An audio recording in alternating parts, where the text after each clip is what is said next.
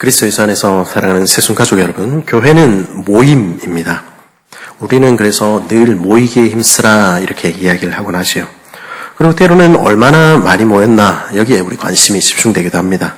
그래서 그 교회는 얼마나 모이는데 제가 목사님들 모임에 갈 때마다 듣는 얘기입니다. 하지만 무조건 모이기만 하면 되는 걸까요?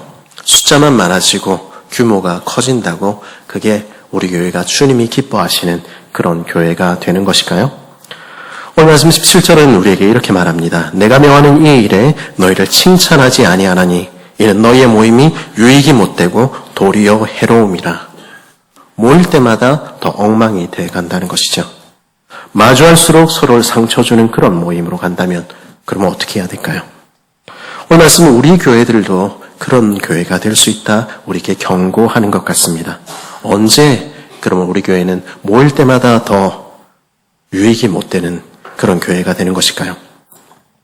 교회가 참으로 교회가 해야 할 본질적인 사명들, 본질적인 부분들 바로 하고 있지 못할 때 교회는 모일수록 더 잘못될 수 있습니다. 그런 것이 무엇이 있을까요? 먼저는 말씀이 제대로 전파되지 않을 때일 것입니다. 설교의 자리가 성경에 기록된 하나님의 말씀과 진리가 순전하게 선포되는 대신에 자기 이야기하는 자리로 바뀔 때 그 예배의 자리, 설교의 자리는 사람을 죽이는 자리가 되어버리고 맙니다.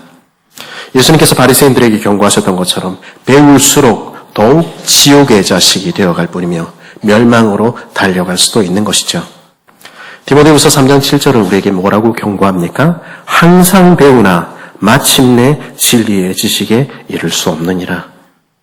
그러므로 설교자에게 그리고 교회의 리더된 이들에게 하나님께서는 더 큰 엄중한 책임을 물으실 것입니다. 이번 주에 요한 크리소스톰, 마틴 루터 그리고 찰스 스펄전이 같은 이야기를 했다는 것을 발견하게 됐습니다. 그들은 무슨 이야기를 했습니까? 지옥의 가장 깊은 곳에는 신실하지 못한 설교자를 위한 자리가 마련되어 있다. 그 이야기를 읽게 되었습니다. 저를 비롯하여 우리 새순의 설교자들이 말씀만 성실히 전하도록 여러분 기도해 주시기 바랍니다. 그리고 듣는 여러분 역시 그 듣는 바를 주의해야만 합니다. 모든 설교, 특별히 유튜브에 나오는 이야기들 다 믿지 말아야 합니다. 자신의 눈으로 말씀이 지금 뭐라고 말하는지 알 수 있도록 여러분 공부하고 배워가는 일에 시간을 들여야 합니다. 그런 의미에서 3월 29일에 우리가 갖게 될 신약 성경 통독 수련회는 좋은 시간이 될 수 있을 것 같습니다. 또 한 가지 우리가 예배 자리에 나와서 말씀을 예사로 듣는 것, 아무렇지도 않게 듣는 것, 그건 역시 큰 문제가 아닐 수 없습니다. 아무런 깨달음도 돌이킴도 없이 수십 년의 세월을 지낼 때 그러한 이들의 양심은 굳어져서 그 오랜 교회 생활은 오히려 독이 되고 말기도 하는 것입니다. 제가 앞에서 이제 보다 보면은 교회에 완전 처음 나온 초신자들, 성경에 대해서 정말로 모르시는 분들, 눈이 얼마나 반짝반짝 집중해서 듣는지 모릅니다. 반대로 오래 교회 생활을 했다는데, 모태생활 신앙 출신이라는데, 사실은 아무것도 듣고 있지 않은 사람들도 이따금 보게 되기도 하는 것이죠. 그것은 저주입니다. 그런 의미에서 말씀이 선포되는 자리는 가장 복된 자리인 동시에 가장 위험한 자리이기도 한 것이죠.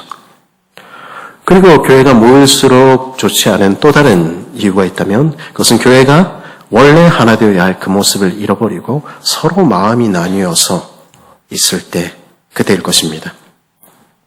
오늘 말씀에 고린도 교회의 성도들은 교회로 모였습니다. 주의 부르심을 받은 한 새로운 백성이 되어 모인 것이죠. 하지만 그들은 하나가 아니었습니다. 그들 안에는 갈등이 있었고 반목이 있었습니다.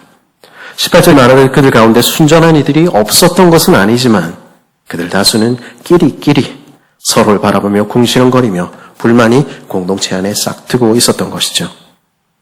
그렇게 나뉘어 있다면 함께 예배의 자리에 앉아있는 이유가 무엇입니까? 서로를 바라보면서 아이고 이런 눈으로 쳐다보고 있다면 그래도 모이기만 해도 좋은 것일까요? 그러면 그들은 왜 하나가 되지 못하고 나뉘었습니까? 바울은 20절, 21절에서 그들이 당면한 문제를 구체적으로 밝힙니다. 그것은 무엇이었습니까? 사랑의 식사, 애찬 문제였습니다. 먹는 문제였습니다. 그들은 주의 성찬을 함께 나누는 한 가족이라고 얘기했지만 사실 그들이 함께 떼는 떡과 그들이 나누는 잔은 도무지 주의 성찬이라 부를 수가 없었던 것입니다. 당시에는 아마도 예배 시간에 우리가 나누는 성찬과 성도들이 나누는 사랑의 식사 애찬이 구별되지 않았을 것입니다. 오늘 말씀에도 주의 만찬이라고 부르죠. 그 뜻은 주의 저녁 식사 이런 뜻 아니겠습니까? 우리가 사도행전에서 보듯이 초대교회에서는 성찬을 포함한 공동의 식사는 사회적인 계층을 넘어선 사랑의 나눔의 자리였습니다. 특별히 고아와 과부, 가난한 이들을 포함하여 모두가 함께 같은 음식을 먹는 것은 중요한 교회의 전통이었지요. 그것은 교회가 단지 나 혼자 예배하는 자리가 아니라 내 형제, 내 자매들과 함께 하나님의 식구들이 모이는 함께 드리는 예배의 자리라는 것을 강조하는 역할을 한 것이죠. 그것이 오늘 우리 교회도 여전히 식사를 하는 이유이기도 합니다. 우리가 함께 나누는 식사를 통해서 식탁에서 우리는 가족됨을 확인하는 것이죠. 그래서 제가 바라기는 교회에서 직분이 있으신 분들, 다른 이들을 돌볼 책임이 내게 있다 느끼시는 분들은 내 아는 사람들만 먹지 말고 내 친한 사람들이랑만 밥 먹지 말고 그 시간을 지체들을 돌아보는 시간으로 활용하면 좋겠다 싶습니다. 제가 앞에 서 있지만 제가 참 내성적이고 낯을 가리지 않습니까? 그렇죠? 근데 저도 점심마다 이제 새 가족들 찾아가서 제가 모르는 사람들이랑 처음 보는 이들이랑 함께 식사를 하는 이유가 그런 것 아니겠습니까? 근데 고린도 교회의 성찬의 자리는 그렇지 못했습니다. 먹는 문제 때문에 마음이 상하는 일이 생기고 갈등이 일어나는 것이죠. 교회 내에 갈등이 생기고 반복이 생기는 것은 언제나 큰 교리적인 문제들, 중대한 사안들 때문만 아닙니다. 사실 우리는 사소한 일에 마음이 상합니다. 아무리 옳은 말을 해도 그 말하는 태도 때문에 마음이 상하기도 하고요. 식당에서 길게 줄을 서 있는데 중간에 누가 딱 들어온다. 우리 마음이 상하죠. 그리고 그 식탁에 갔는데 아이고 내 앞에 있는 사람은 고기를 좀 더 많이 준 것 같다. 이거 큰일입니다. 그렇죠? 와, 저 사람 교회 오래 다녔다고, 저 사람 정교구 식구라고 저렇게 특혜받는 건데 고기 몇 조각에 마음 상하는 존재들, 우리는 어쩔 수 없이 그런 존재들인 것이죠. 그런 교회가 해야 할 일은 무엇입니까? 약자들부터 챙겨야 하는 것입니다. 내 자신, 내 손주만 챙기지 말고 집에 가서 예뻐하면 되잖아요. 그죠? 새신자들, 부모님이 교회에 다니지 않는 아이들, 어르신들과 아이들, 약한 이들을 더 배려하고 더 우선시해야 되는 것입니다. 그것이 우리가 진짜로 말로만이 아니라 혈연보다 더 진한 하나님의 가족이라는 것을 증거하는 증거가 될 것입니다. 이 점에 있어서 제가 감사할 부분이 있습니다. 지난주에 장 목사님도 설교 시간에 말씀하셨듯이 최근에 감사하게 우리 새신자들이 조금씩 늘어나서 식당에 조금씩 자리가 부족해지는 면이 있습니다. 그래서 오래 기다리는 시간이 점점 길어지고 있지요. 그래서 지난주에 당회에서 이 문제를 어떻게 해결해야 되나 고민하는데 장로님들이 이렇게 제안을 하셨습니다. 장로님들과 장립집사님들을 합치니까 30명이 넘는데 특별히 사역이나 역할 때문에 먼저 식사를 하셔야 되는 분 제외하고 우리 장로들이 10분 늦게 식당에 내려가면 다른 지체들이 자리가 없어서 헤매지 않을 것 같습니다. 그렇게 이야기를 해주셨습니다. 그래서 다음 주부터, 이번 주는 빵이니까 그냥 그 자리에서 드시면 되고 다음 주부터 우리 장로님들 늦게 식사하기로 결의했습니다. 얼마나 감사한 일인지 모르겠습니다. 그게 우리가 크든 작든 작은 천국 공동체의 모습이겠다 싶었습니다. 모든 문제가 그렇게 아름답게 해결되면 얼마나 좋을까요? 근데 사실 우리는 그렇지 못합니다. 애써 찾아보려고 하지 않고 깊이 고민하고 생각하지 않으면 우리 눈에는 약한 사람들이 보이지 않습니다. 우리는 결코 약자를 배려할 수 없는 것이죠. 그것은 최초의 교회 예루살렘 교회도 마찬가지 아니었습니까? 히브리파 유대인과 헬라파 유대인 사이에 다툼이 생긴 원인이 무엇이었습니까? 교회에서 밥 사먹으라고 구제비 전달하는데 헬라파 과부들이 빠진 것입니다. 그것 때문에 원망하는 마음이 생기고 다툼이 벌어진 것이죠. 고린도 교회에서 생긴 일도 비슷한 일이었습니다. 그러면 고린도 교회에서 다툼이 생긴 이유는 구체적으로 무엇이었습니까? 우리 20절, 21절 말씀 같이 한번 읽어볼까요? 시작.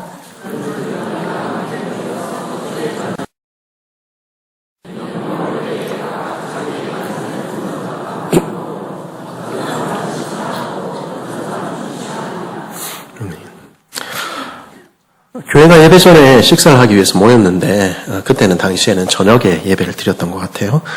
제사님 아는 일부 성도들은 먼저 와서 자기에게 주어진 음식과 포도주로 잔치를 벌이는 반면에 빈궁한 자들, 늦게까지 일하고 저녁 예배 시간에 늦지 않으려고 달려온 노예와 하층민 출신의 신자들은 한쪽 구석에서 줄인 배를 움켜쥐고 있게 된 것입니다. 아니, 교회에 그런 일이 있나? 고린도 교회는 그런 수준밖에 안 되나? 오늘 우리는 그렇게 생각할 수 있습니다만 당시에는 이것이 조금도 이상한 일이 아니었습니다. 이 사람들은 교회 밖에서 항상 그렇게 살았습니다. 그리고 그런 모습은 어쩌면 우리 안에도 우리는 보이지 않는 그런 모습이 있을 수 있는 것이죠. 당시 고린도에요, 건물을 가진 교회는 없었습니다. 아니, 대부분의 사람은 자기 집도 가지고 있지 못한 새빵살이 신세였습니다. 집 가진 사람의 비율을 제가 지난주에 살펴보니까 뭐 한 10%에서 한 20% 이렇게 이야기를 하더라고요. 그러니 부유한 누군가의 집에 모여야 했죠. 이 그림이 이제 당시에 로마 부유층의 일반적인 빌라의 모습인데요. 오른쪽에 보이는 게 이제 겉모습이고 왼쪽에 보이는 게 전개도인데요. 그 내부를 보시면은 제일 오른쪽에 이제 뭐 안뜰 있고 그 다음에 식당이라고 되어 있는 연회장 그리고 안뜰 그리고 바깥뜰 이렇게 있는 거 보실 수 있을 것입니다. 근데 이 당시 로마 시대에 집에 식당 연회장은 이 세면으로 해서 9명밖에 수용할 수가 없었습니다.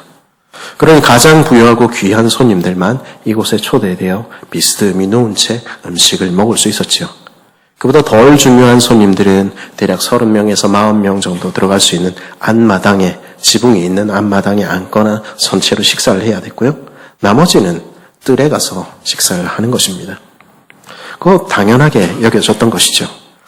그리고 신분에 따라서 먹는 음식도 당시에는 달랐습니다.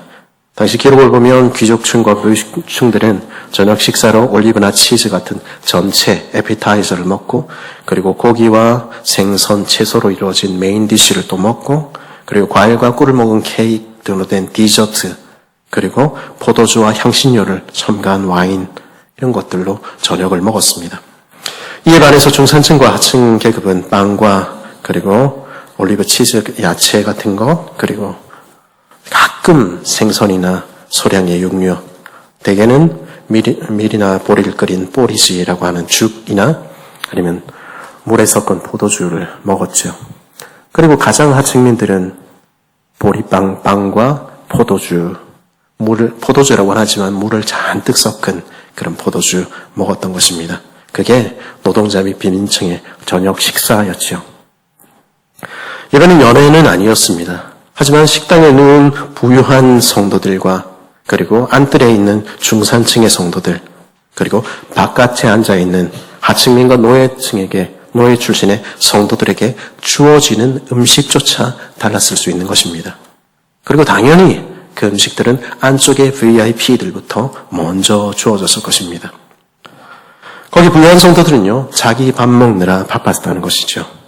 새벽 해 뜨기 전부터 일어나 일하고 정오에 점심을 먹는 등 마는 등 하고 저녁까지 굶주리면서도 그래도 예배의 자리에 나오겠다고 나온 이들, 기전하여 집에 쓰러질 수 있을 것 같은 그런 이들 돌아볼 생각을 하지 않았다는 것입니다. 그들은 같이 말씀을 들었습니다.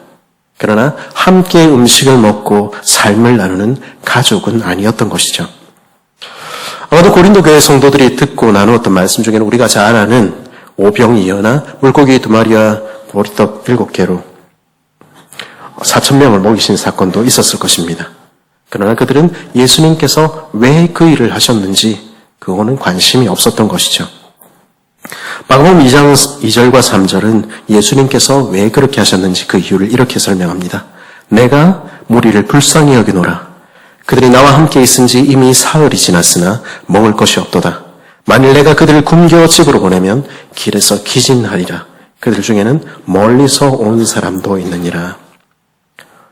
그들은요, 광야에서 저녁까지 말씀 듣다가 거기 모인 사람들이 배가 고파서 기전하여 쓰러질까 걱정하던 다정한 주님을, 그래서 하늘 아버지께 청해서 보리떡 7개와 물고기 2마리로 4,000명을 먹이던 기적을 일으키시던 주님을, 그래서 그들과 똑같은 음식을 먹고 마시며 그들의 친구가 되어주시던 주님을 조금도 닮지 못했던 것입니다.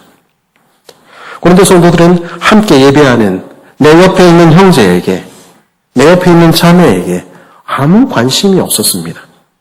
그들은 그저 자기 예배하느라 바빴고, 자기 먹느라 바빴고, 내 자식들, 내 친구들 배불러서 즐거워했을 뿐, 함께 하나님의 가족이 되어 식사하고 예배하고 있지는 않았던 것입니다. 이 사람들은요, 그저 그렇게 살았던 것처럼 또 오늘도 그렇게 살았을 뿐입니다. 그러나 그 모습에 바울은 격분하여 그들을 강하게 질책합니다. 22절 말씀 우리 같이 한번 읽어볼까요? 시작.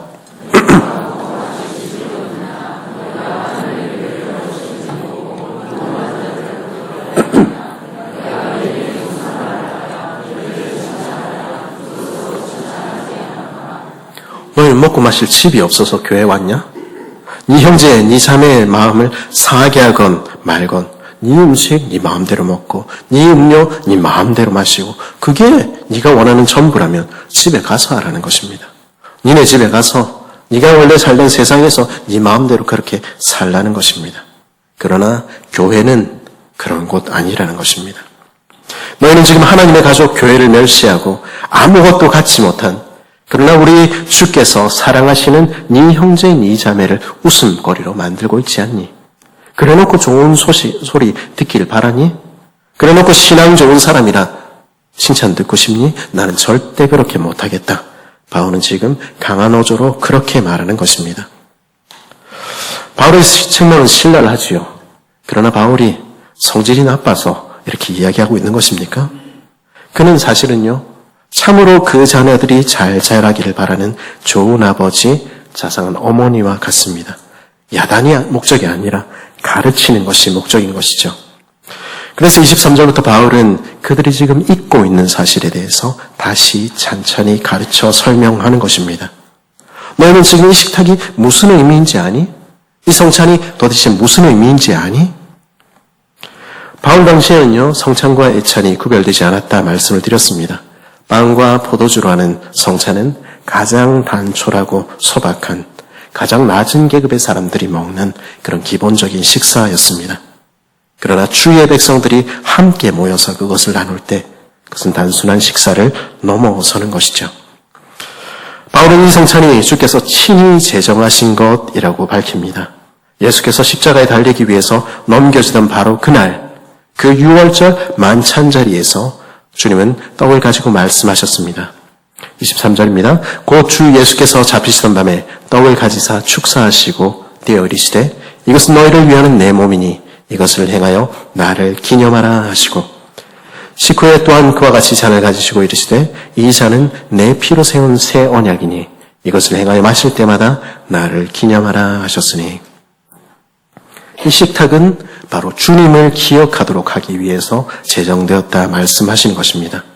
6월절 만찬이 6월절의 구원을 기억하게 하듯이 성찬 역시 우리가 받은 구원을, 하나님께서 우리를 왜 구원하셨는지를 보여주는 식사라는 것입니다. 그러면 이 성찬을 통해서 우리는 무엇을 기억합니까? 그것은 바로 예수님의 죽으심입니다.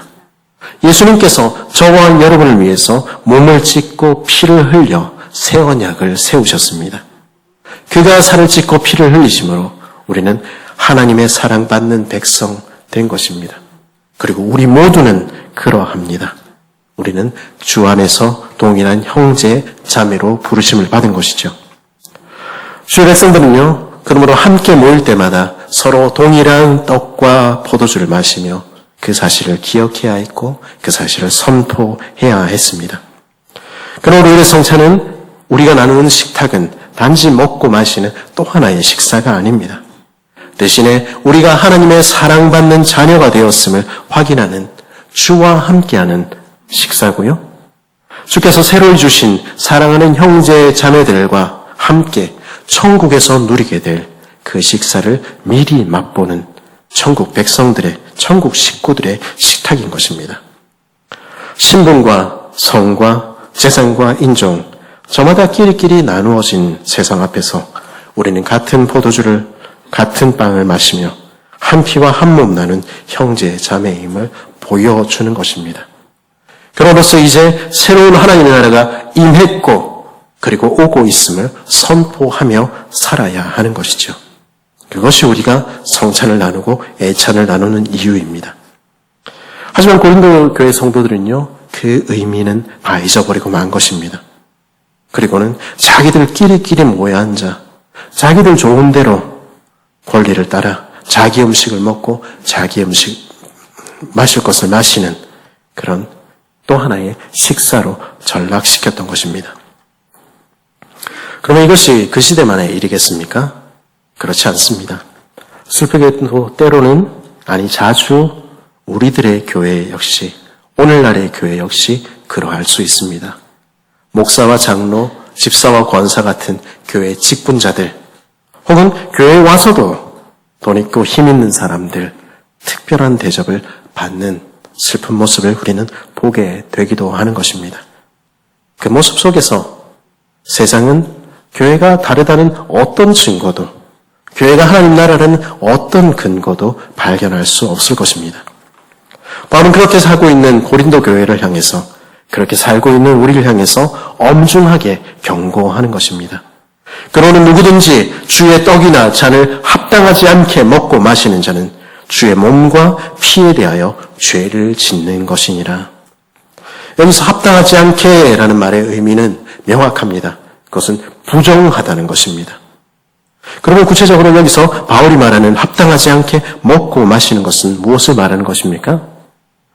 사람들이 흔히 생각하듯이 개인적인 차원에서 도덕적인 죄나 습관적인 죄, 공공연한 사회 악을 저지르는 것 물론 포함될 수 있을 것입니다. 그런 죄 속에 살면서 우리가 하나님의 백성이라 이야기하는 거 파렴치한 짓이죠. 하지만 오늘 본문에서 구체적으로 합당하지 않게 먹고 마신다라는 말이 직접적으로 가리키는 것은 다른 것입니다. 이 성찬이, 우리가 나누는 이 식탁이 하나님의 새로운 가족들의 식탁이라는 것을 기억하지 않고 그 형제와 그 자매를 돌아보지 않고 먹고 마시는 것, 그것을 가리켜서 합당하지 않다 이야기하는 것입니다. 자기 식구들, 자기와 비슷비슷한 사람들끼리 끼리끼리 모여서 하나 되지 않은 채 먹고 마시는 것, 그러면서도 예배하고 있다고 착각하는 것, 그것을 가리켜서 합당하지 않다 바울은 이야기하는 것입니다. 형제와 자매를 실족시키더라도 내 권리 누리며 먹고 마시는 이들을 향해서 주의 몸에 대하여, 피에 대하여 너는 죄를 짓고 있어. 바울은 그렇게 말하는 것입니다. 왜냐하면 그 형제 자매에게 죄를 범하는 자들은 그들을 위하여 돌아가신 예수 그리스도를 다시 피 흘리게 하고 다시 살찌게 하는 범죄를 저지르고 있기 때문입니다. 그러기에 바울은 교회로 모이는 우리를 향해서, 함께 식탁에 나오는 우리를 향해서 자신을 살피라고 간곡히 권면합니다. 사람이 자기를 살피고 그 후에야 이 떡을 먹고 이 잔을 마실지니. 성찬은요, 예배와 분리되지 않습니다. 그런 점에서 이 권면은 예수님께서 산상수훈에서 하신 말씀을 기억하도록 만듭니다. 그러므로 예물을 제단에 드리려다가 거기서 내 형제에게 원망 들을 만한 일이 있는 것이 생각나거든 예물을 제단 앞에 두고 먼저 가서 형제와 화목하고 그 후에 와서 예물을 드리라. 정말로 내 옆에 있는 형제, 내 곁에 있는 자매와 한 가족이 되어 빵과 포도주를 나누기 전에는 우리의 빵과 포도주는 헛된 것입니다. 그들과 하나 되어 화해하여 함께 하나님 앞으로 나아가기 전에는 우리 예배는 결코 우리 아버지께 받아들여지지 않는 것입니다. 왜냐하면 우리가 드리는 예배는, 우리가 나누는 성찬은 우리 아버지 앞에서 아버지의 식구들이 함께 나누는 천국 가족들의 밥상이기 때문입니다. 더 나아가서 바울은 자신을 살피지 않고 그 형제 자매와 하나가 되지 않고 주의 몸과 피를 먹고 마시며 아무 일도 없었다는 듯이 하나님의 백성임을 자처하는 것은 스스로의 심판을 자초하는 일이라 밝힙니다. 그렇게 하는 이들은 자기의 심판을 먹고 마시며 그 머리에 숯불을 쌓는 것 같은 것입니다. 마치 구약의 제사장들이 자신을 살피지 않고 부정한 몸으로 주의 제단 앞에 나아갔을 때 하나님의 진노를 받아 죽임을 당했듯이 하나님의 심판을 피하지 못할 것이라는 것이죠.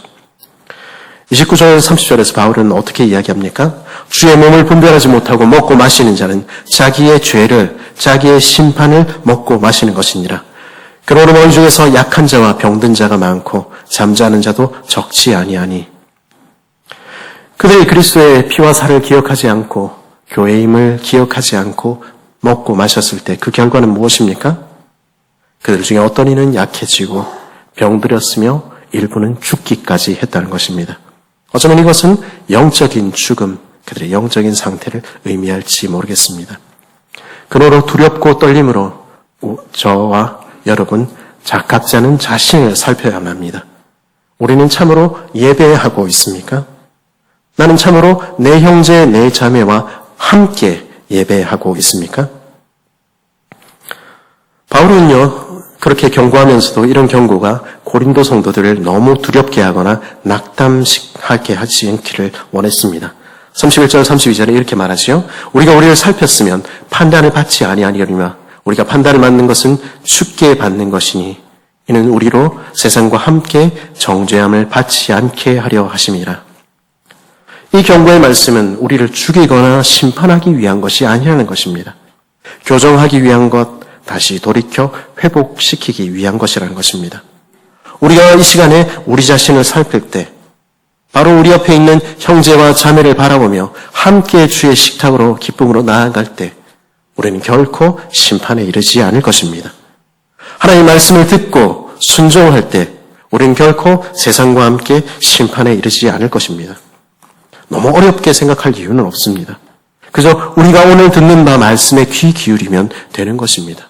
그리고 돌이켜서 주님 안에 거하며 주님 나를 변화시켜 주옵소서 간구하면 되는 것입니다. 그때 성령께서 우리를 변화시켜 가시는 것입니다. 그러면 우리는 어떻게 살아야 합니까? 오늘 본문의 마지막에서 바울은 어떻게 살라고 우리에게 권면하고 있습니까? 성찬의 자리에서 함께 식사하는 자리에서 지금 이곳에서 우리는 어떻게 해야 합니까? 33절은 단순하게 이렇게 이야기합니다. 그런즉 내 형제들아 먹으러 모일 때에 서로 기다리라. 서로 기다려주라 하는 것입니다. 어떤 주석가들은 이 기다림은 단순히 늦게 오는 이들을 기다려주라 하는 문자적인 기다림 외에도 서로를 받아주고 서로를 돌아보라 하는 뜻이라고 바르게 지적합니다. 주 안에서 한 식구된 내 형제, 내 자매들도 밥은 잘 먹고 있는지 돌아보고 그들과 함께 먹고 그들과 함께 예배하기 위하여 참으로 한 식구됨 누리기 위하여 기다리라는 것입니다. 심지어 34절에서 바울은요. 저녁에 너무 배가 고파서 못 참겠거든 집에서 밥 먹고 온나 이런 이야기까지 하고 있습니다. 그러나 함께 모이는 천국의 잔치에서만큼은 그러나 우리의 교회에서만큼은 내 권리, 내 특권 다 내려놓으라는 것입니다.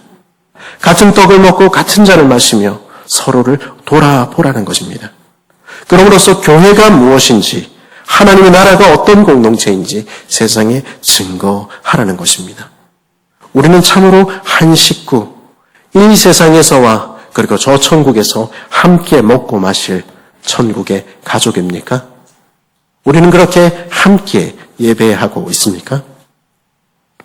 그리스도의 안에 사랑하는 새순가족 여러분, 우리 창원 새순교회는 어떤 공동체입니까? 우리는 함께 먹고 함께 마시기 위해서 서로를 기다리고 돌아보는 공동체입니까? 그래서 우리가 함께 먹는 음식은, 우리가 함께 나누는 음료는 우리가 주님의 피와 살로 하나 된 형제, 자매라는 사실을 보여주고 있습니까? 우리가 먹는 식탁은 장차 누리게 될 천국 잔치를 반영하고 있습니까? 내 형제가 마음 상하지 않도록, 내 자매가 상처 입지 않도록 내가 누릴 수 있는 권리를 내려놓는 공동체 되기를 간절히 바랍니다. 그래서 창원 새순교회는 가장 연약한 이들, 가장 작은 이들을 우선시하는 공동체 되기를 바랍니다. 그래서 교회에 온 우리 식구들이 참으로 우리는 진짜로 둘도 없는 식구라고, 정말로 함께 먹고 함께 마시며 함께 살아가는 천국 가족이라고 서로를 향해서, 남들을 향해서 고백하는 고백들이 우리 새순 식구들 입술에서 터져 나오게 되기를 간절히 바랍니다.